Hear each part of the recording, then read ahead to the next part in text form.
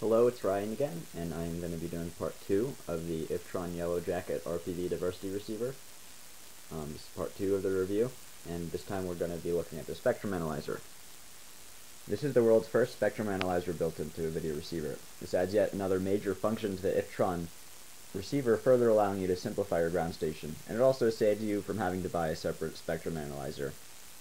Those cost anywhere from $150 to like $300 for a practical hobbyist one. So this is built into the receiver, which is really nice. Right when you power up your receiver, you can see if there are channels with abnormal amounts of noise, or you could also see what other channels people are flying on.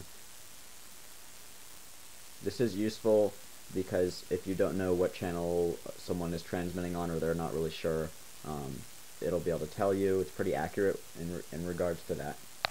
It'll also help enormously when trying to fly in large groups who have unknown video transmitter frequencies, because they won't know how close they are, and you'll be able to see the spikes of which person is flying on which frequency, and then you can sort of choose which one you want to fly on, and then it should output the code for your transmitter, like the dip switch code, if you use Iftron transmitters.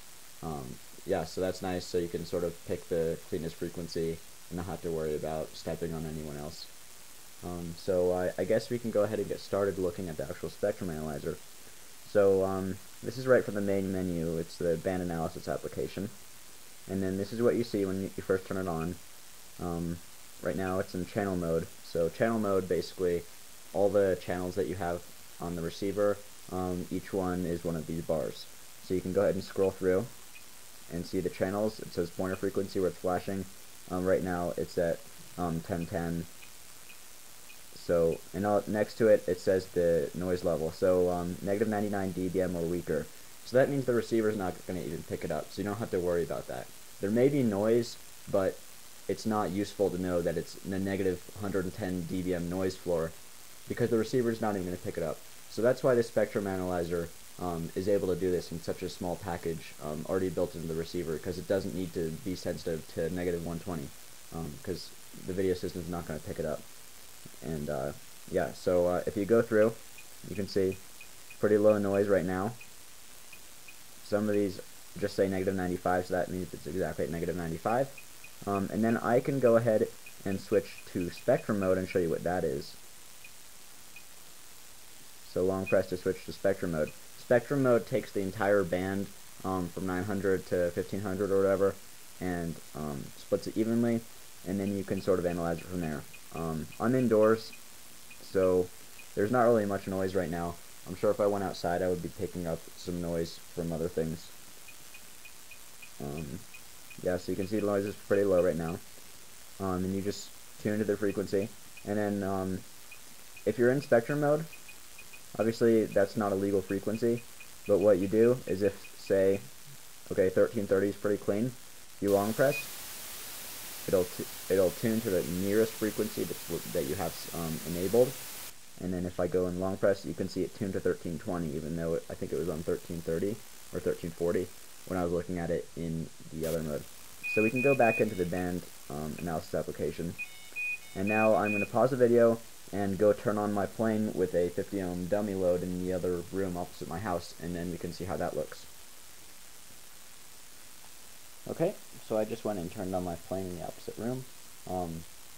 I took off the dummy load and just put a normal antenna on, because it wasn't picking it up. I don't think it was putting out anything at all.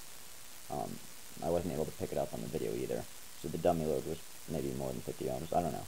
But anyway, so here we are, and you can see the spike. If you scroll over to it, I went back to channel mode, so you can see this. So saying it's on 1258, and that is correct. The transmitter is on 1258, so you can see it's working good. When this first came out about a week and a half ago, and this is, the scale of this is logarithmic, because it's dBm, and you can see that's negative 63 dBm, negative 82. So it's pretty easy to pick out that that's a frequency, and if you had another person on 1360, you'd see them. Hopefully I can get some recordings of when I have when I'm with my buddies flying, and they're about 2 or 3 miles away on 1.3 gigahertz. One of them is usually on 1258 and then another on 1360. So I'll turn it on when they're 3 miles away and see if you can pick them up. And then hopefully that will work. And I'll post the results of that, whether or not it works. So and also go back to the video so you can see that they're actually however far they are. And you can see that. And then if it doesn't work, I'll figure out how close they have to be for it to pick up. And also, I will post their power ratings. I'm pretty sure they're all running 800 milliwatts. So yeah, I guess that's the spectrum analyzer, and I hope you are fascinated by it. And I'm definitely super excited. It makes FPV a lot easier when flying in a group, and also by yourself to tell the noise floor. When I go out to my field, I'll probably be able to show you that there's a spike on I think it's 1280 or so. So I usually end up flying on 1360 because it's cleaner.